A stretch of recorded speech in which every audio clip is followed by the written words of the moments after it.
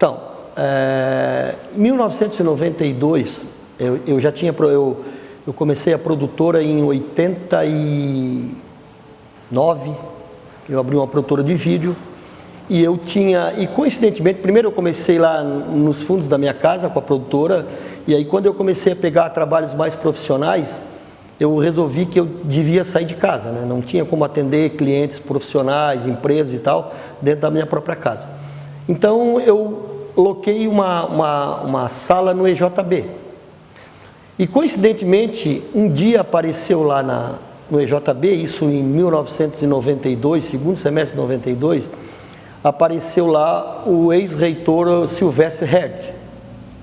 E, por coincidência, a sala que eu tinha alugado era dele. Aí nós começamos a bater um papo, ele primeiro falando sobre a sala e tal. E aí ele me fez um convite, naquela época para mim, naquele momento inusitado. Se eu queria mudar toda a minha estrutura para o curso de jornalismo da Unisul e, inclusive, montar o laboratório e atender uma parte dos clientes externos aqui e prestar serviço para o curso. Aí eu analisei, estudei, vi que era uma boa oportunidade, isso ia me dar um crescimento muito grande. Inclusive fiz a pergunta para ele, o porquê de que ele estava escolhendo a gente dessa forma e tal.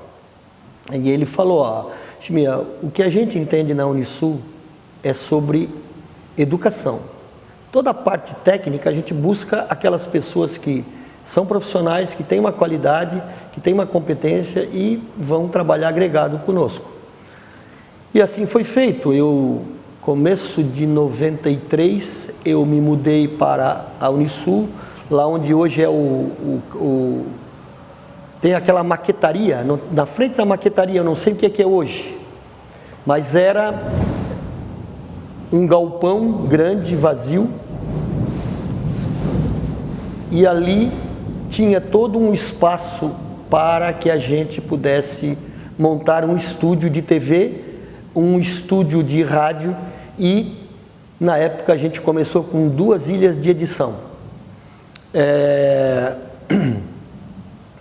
E aí, as dificuldades da época eu tinha essa experiência, mas ainda não tinha a experiência do curso de jornalismo, e outra coisa que também era bem difícil de se conseguir aqui, eram professores com a qualificação e a formação jornalística para dar aula para o curso nas áreas técnicas.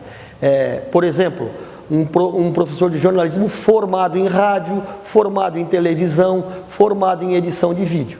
E aí a Unisul teve a grande ideia de abrir uma pós-graduação em jornalismo com habilitação em docência, para que o pessoal técnico pudesse se habilitar a ter a docência para poder dar aula de jornalismo. Então eu fiz essa pós-graduação, foi 1 ano e meio, o professor que era químico industrial aqui, que depois deu aula de fotografia, como é que chama ele? Depois veio a Silvana,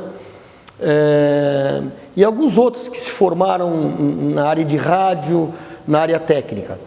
E aí a gente começou a montar o laboratório, então eu tive que fazer muita pesquisa para poder ter condições de como montar um estúdio, com a capacidade, com a iluminação, e nos anos 90 nós não tínhamos a facilidade que tínhamos hoje.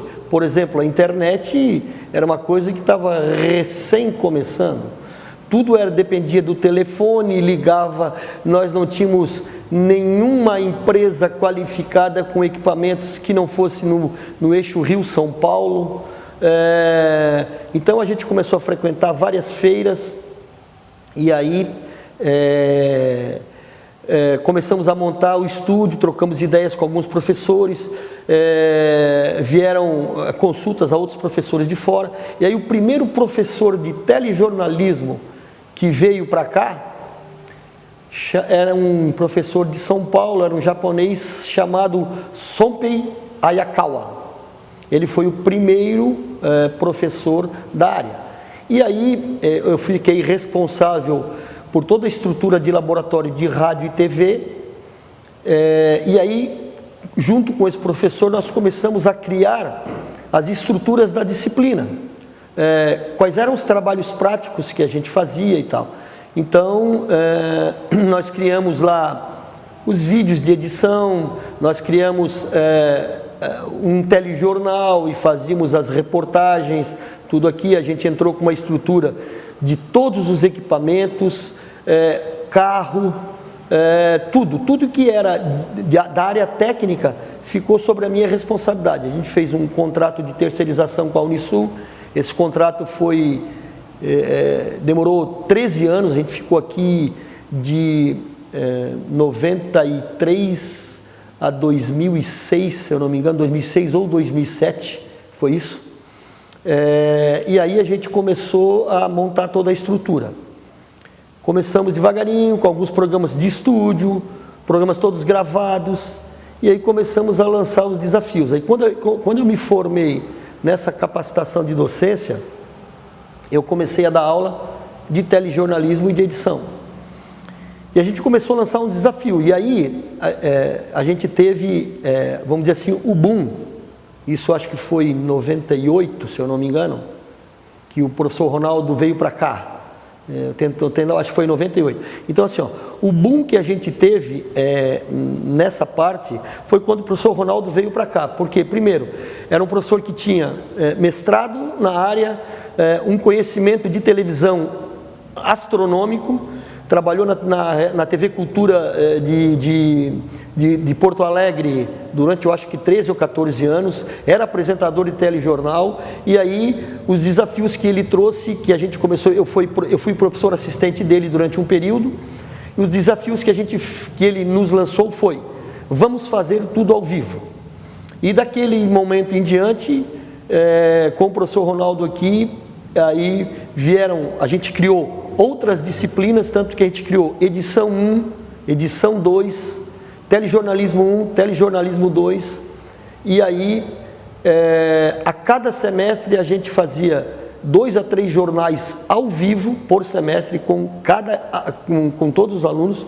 Fazíamos treinamento de apresentação, treinamento de leitura, treinamento de reportagens, e fazíamos programas ao vivo. A gente teve um programa chamado Espaço Livre, que tinha a participação de alunos, e era um programa ao vivo.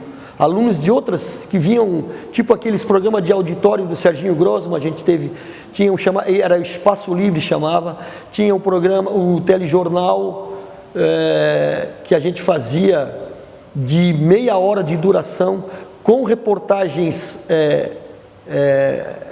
como é que a gente chama, que são, me corrija aqui, quando são, como é que é?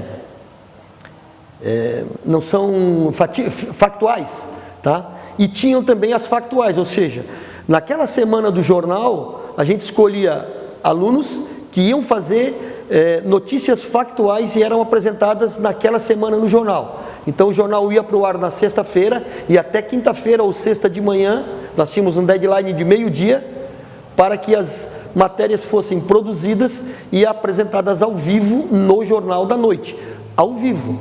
E tudo a única parte técnica que entravam era o suíter, que era do pessoal técnico, os cinegrafistas, que era do pessoal técnico. Agora, produtor, repórter, apresentador, técnico de VT, tudo isso era os alunos que faziam.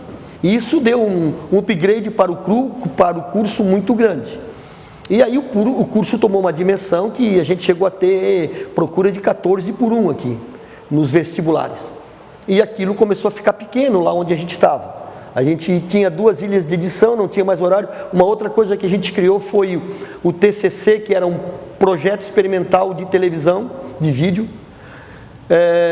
que os alunos produziam um vídeo de 3 a 5 minutos sobre qualquer assunto, e noções de enquadramento, noção de luz, noção de direção, noção de produção, tudo isso os alunos tiveram nas disciplinas e faziam isso com muita competência.